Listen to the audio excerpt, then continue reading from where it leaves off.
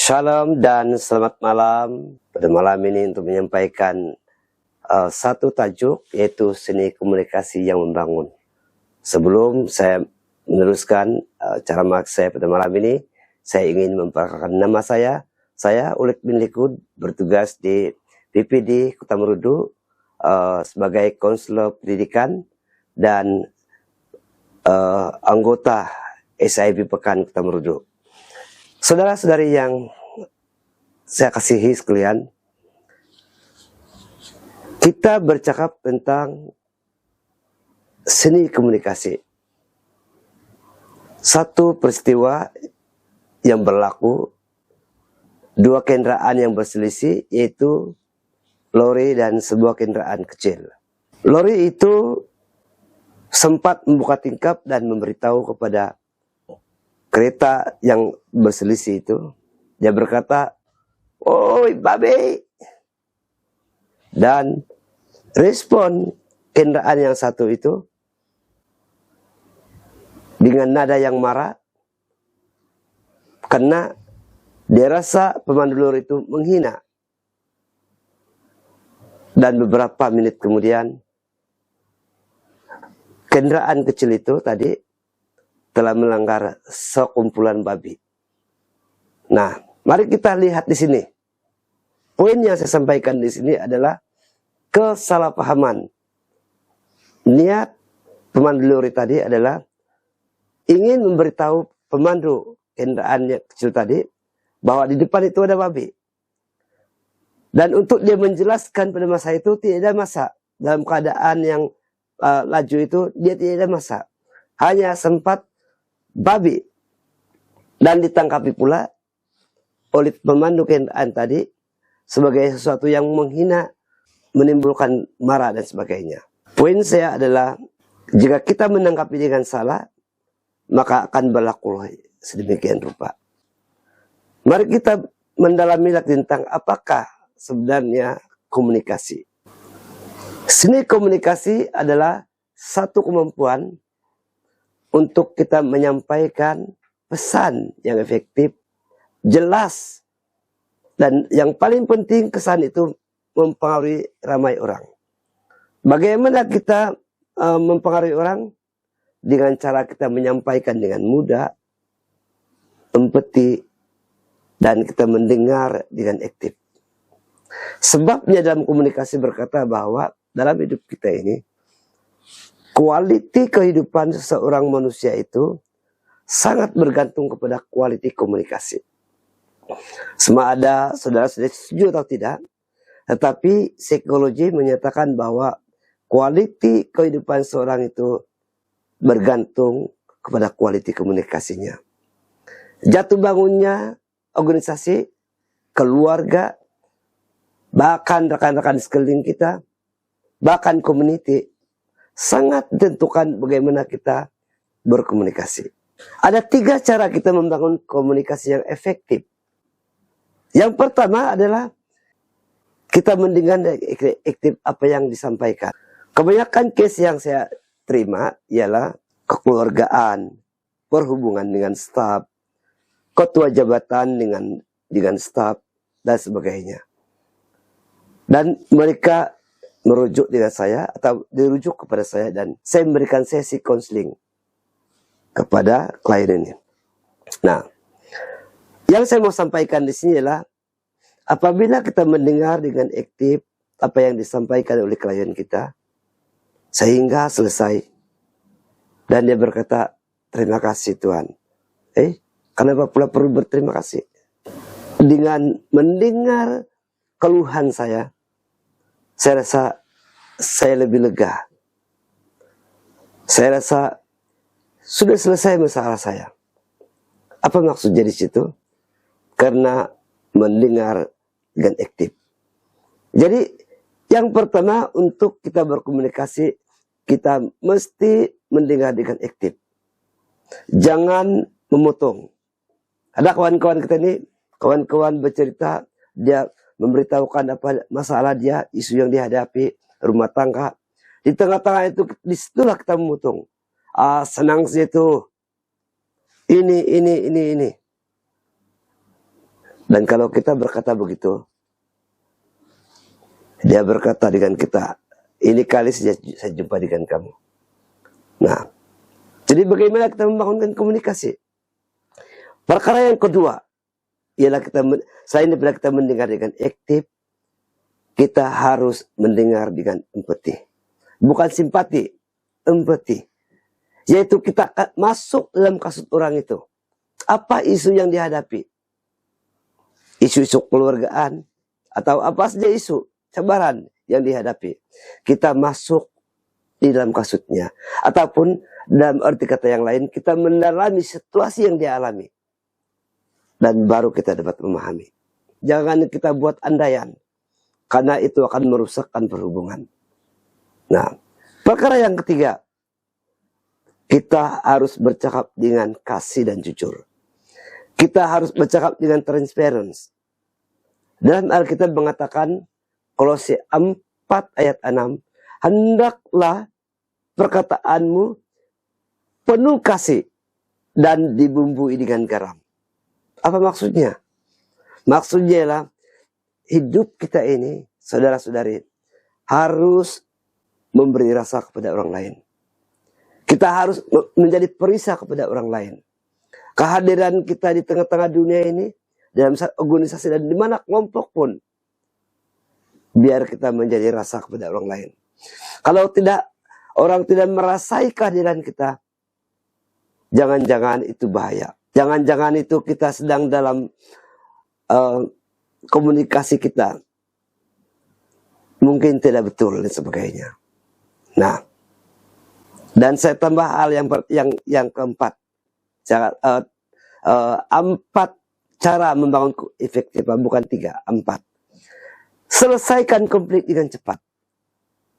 Nah, apabila berlaku perselisihan, mungkin andaian, kita selesaikan dengan cepat. Saya secara jujur, saya istrinya bukan minta puji, tetapi setiap kali berselisih dengan istri,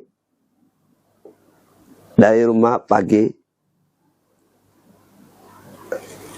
saya sampai di pejabat, saya akan terus message. Dan saya katakan, saya minta maaf, saya lah yang bersalah. Nah, jadi ini bermaksud bahwa kalau kita menyelesaikan konflik itu dengan cepat,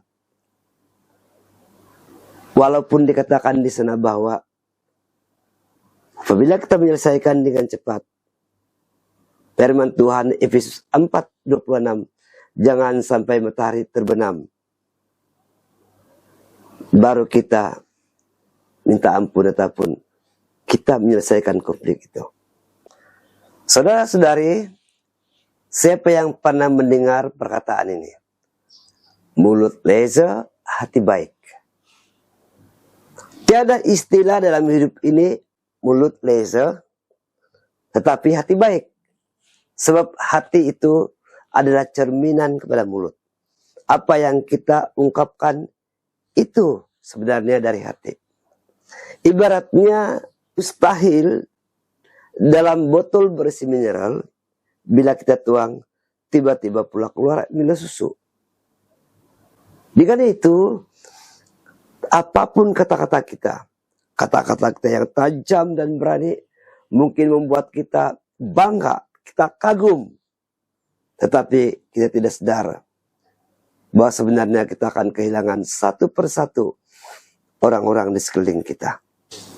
Kita lihat di sini bahwa hidup kita ini sebenarnya dipengaruhi dengan cara kita berpikir, yang dipanggil sebagai pemikiran beracun.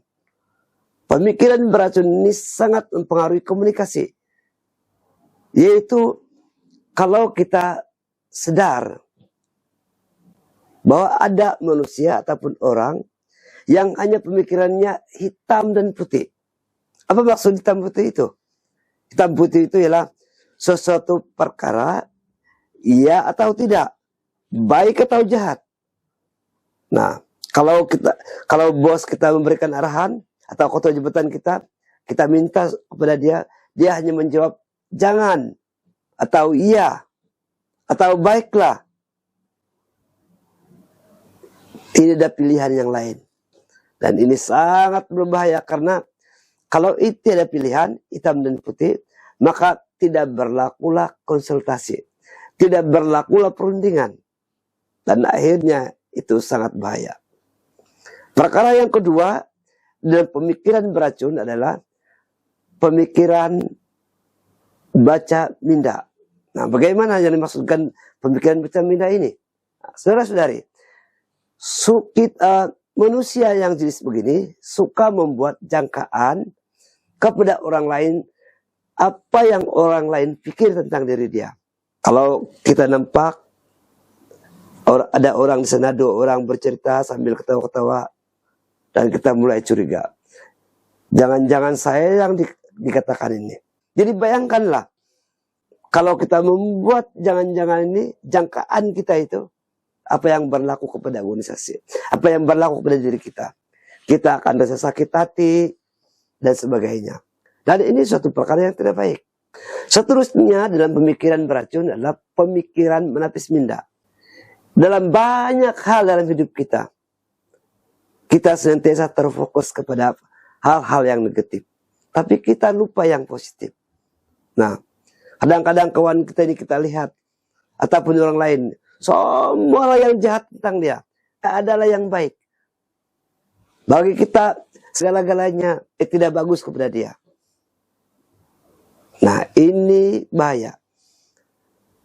Saudara-saudara dikasih Tuhan, dalam hidup kita ini, jangan lupa bahwa apabila kita membuat satu perkara dalam hidup kita, mungkin esok, lusa, kita tidak tahu orang yang mungkin kita hina, atau orang yang kita sangat benci itu, itulah orang yang akan membantu kita satu hari nanti. Dan banyak case ini, saya punya penemuan-penemuan ini, dan rekan-rekan saya di warga sekolah di PPD Kota Merudu, terutama sekali guru-guru yang datang kepada saya, banyak perkongsian mereka. Mereka kata, dulu saya sangat benci si Anu, tetapi baru saya sadar bahwa orang yang saya benci itu, dialah penyebab kenapa saya menjadi cegu, dia kata. Dan banyak kesaksian lain. Jadi saudara-saudari, mari kita membuat penapisan pemikiran kita ini, supaya mari kita berfokus kepada hal-hal yang positif dalam hidup kita. Barulah cara kita berpikir itu, cara komunikasi gitu pun jadi positif. Dan untuk pemikiran beracun yang terakhir, yang keempat ini adalah pemikiran meminta-minta. Saya sepatutnya dapat. Kenapa dia yang dapat anugerah? Saya heran lah, dia malas sangat. Tapi dia pula yang dapat. Sepatutnya saya yang dapat. Semua sepatut. Saya mesti dapat ini. Dan pemikiran meminta-minta ini sangat bahaya dalam organisasi. Sangat bahaya dalam keluarga. Sebab kalau kita tidak mengawal ini, dia akan menjadi racun dan akhirnya mempengaruhi komunikasi kita.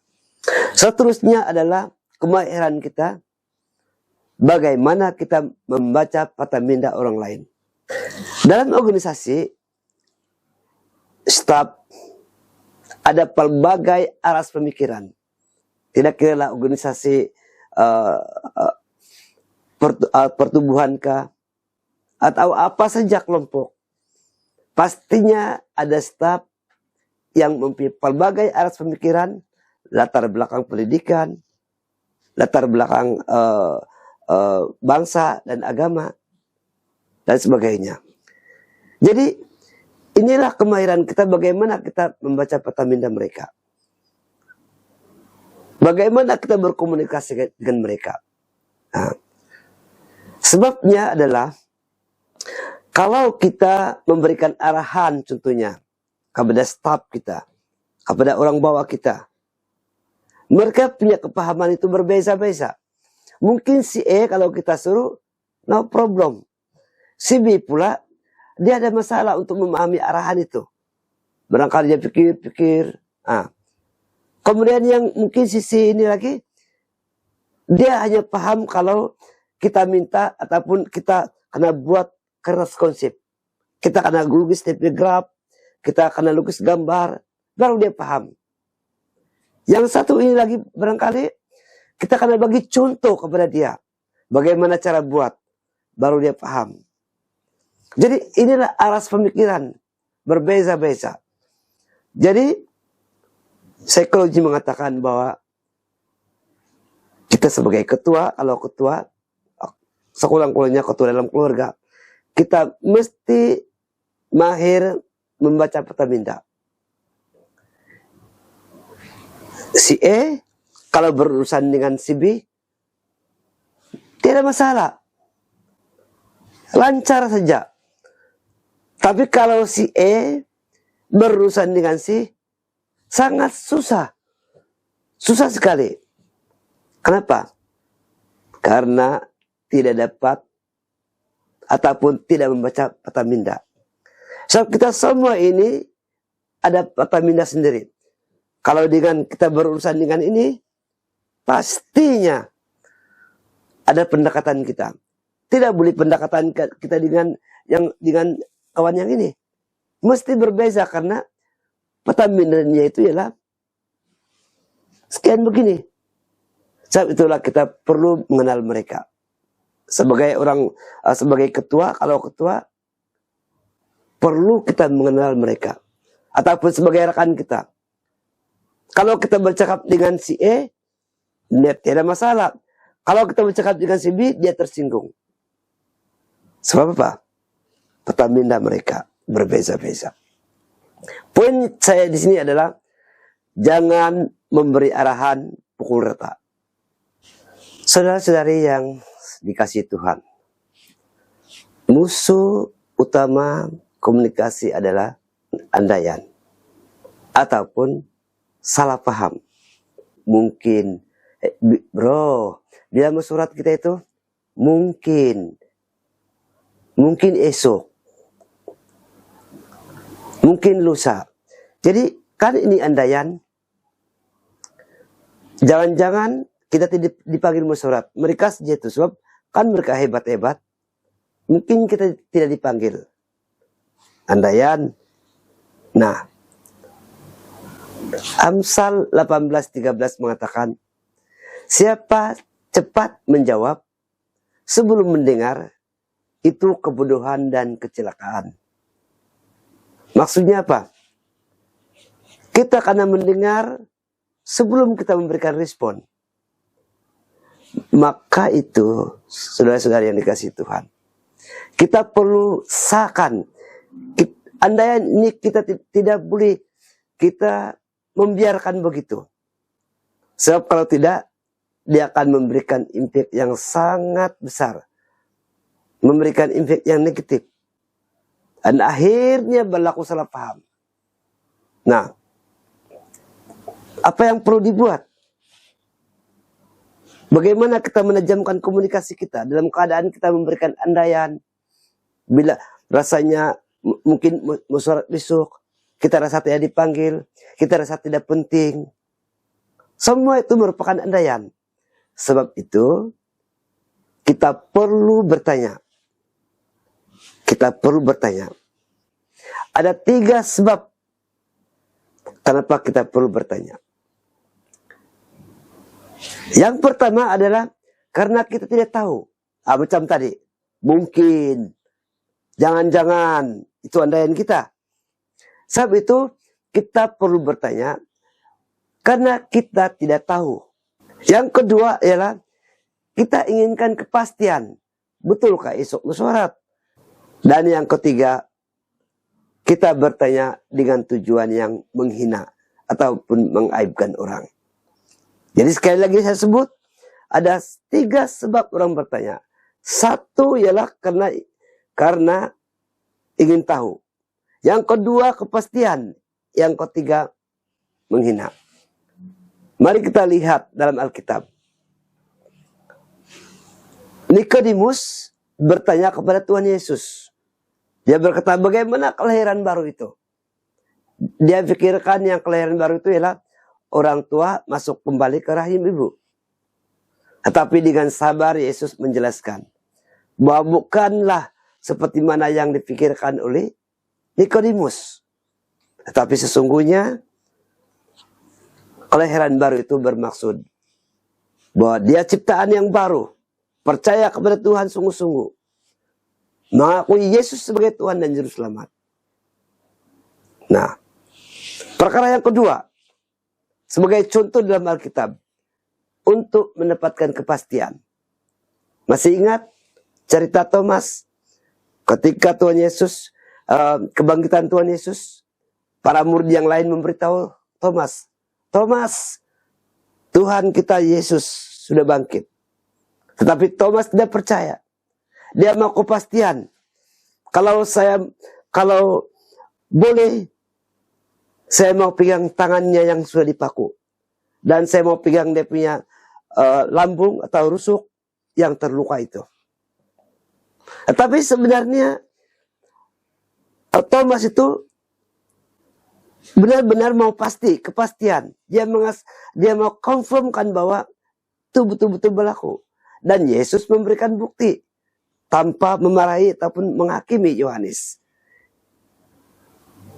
Saudara-saudara yang dikasihi Tuhan, sebaliknya di poin yang ketiga, menghina ataupun merangkap. Kita lihat orang Farisi, Matius 21 ayat 23. Di mana dia bertanya tentang kuasa Yesus, authority Yesus. Justru Yesus membalikkan pertanyaan itu kepada orang-orang Farisi. Jika mereka mengakui bahwa baptisan Yohanes daripada Allah, itu bermaksud mereka harus percaya dan mengakui Yesus sebagai Mesias. Nah, mereka sebenarnya bukan tidak tahu bahwa Yesus itu berkuasa. Tetapi mereka sengaja untuk bertanya karena mau menghina atau merangkap Yesus. Jadi saya ulang balik, hanya 3 sebab kenapa kita bertanya. Karena kita tidak tahu kepastian ataupun kita menghina. Kita elakkan pertanyaan yang ketiga. Nah, dalam surat kecenderungan begitu. Ada kawan saya, dia bilang nanti saya tanya dalam surat. Baru dia tahu nanti siapa saya. Dan dalam surat dengan beraninya dia menembak sekawan ini. Karena tujuannya mau merangkap, menghina, mengaibkan. Jadi berbalik kepada komunikasi. Kita akan kehilangan kawan satu persatu. So, kita menghindari untuk bertanya jika sekiranya kita menghina, merangkap ataupun mengaibkan.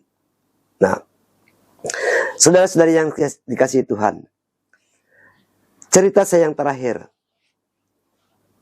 dia itu berkaitan dengan Kesa, penasihat pakar. Di sebuah kilang roti ini menghasilkan ribuan roti setiap hari. Artinya kilang ini progresif, maju, dan dia punya bos ini, tauke dia ini, sangat gembira. Pada suatu hari, minggu-minggu yang bulan-bulan yang seterusnya, tiba-tiba pendapatan kilang roti itu menurun pelan-pelan. Dan bosnya itu berpikir mana silap. Karena selama itu penghasilannya bagus sekali. Nah, lalu apa yang dia buat? Dia berkata, andaian, jangan-jangan saya punya manajer ini, dia bilang malas ini.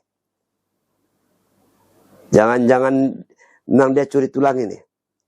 Lalu dia pecat tuh manajer dia, pengurus dia, diganti yang baru. Tetapi keadaan masih sama berlaku. Berpikir lagi, jangan-jangan dia bilang pekerja saya malas ini. Kemudian setiap orang yang dia rasa malas itu dia ganti, dia tukar yang baru. Dan akhirnya semakin rugi karena pendapatan kilang roti itu semakin menurun. Pendek cerita, ada seorang pemuda dikenal sebagai orang bijak, dan dia berjumpa dengan ini bos ini, toki besar. Dia kata, Tuan, saya pikir bagus Tuan minta nasihat dengan penasihat pakar. Manalah tahu dia boleh mencari solusi untuk kilang kamu. Dan tidak basa-basi, dia punya bos ini pun ikut arahan itu karena itu sesuatu yang bagus. Baik. Nah, saya pendekkan cerita. Akhirnya dia panggil itu penasihat pakar. Dan penasihat pakar itu datang di kilang itu dan dia minta penjelasan. Apa isu sebenarnya? Dan menceritakan ini, bla bla bla bla. Nah, dan penasihat pakar itu berkata, oke, tidak apa. Tunggulah dalam 2-3 hari, 4 hari. Saya akan coba lihat apa masalah di kilang kamu ini. Lalu 2-3 hari kemudian, 4 hari, 1 minggu, tanpa sadar, pendapatan kilang itu pelan-pelan naik. Naik, dan naik. Dan Toki dia sangat gembira. Dia gembira sekali. Tetapi teringat kembali yang penasihat pakar tadi. Karena penasihat pakar itu dia tidak lagi berhubung. Dia terus pulang.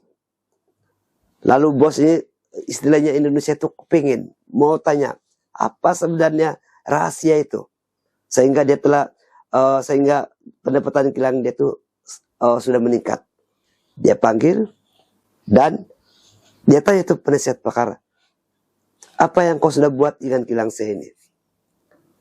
Dan penasihat pakar itu berkata, mudah saja. Saudara-saudari, rasanya apa yang dia buat untuk kilang itu? Jawabannya mudah, simpel sekali.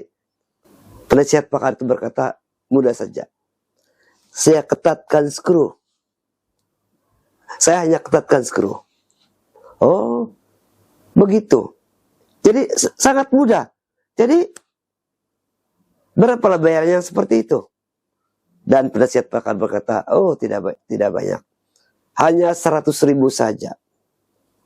Dia bilang, kenapa begitu mahal? Kenapa ketatkan skru pun sampai 100.000? Penasihat pakar itu berkata begini, betul, untuk mengetatkan skru itu sangat mudah. Budak-budak kecil pun boleh, tadika pun boleh. Tetapi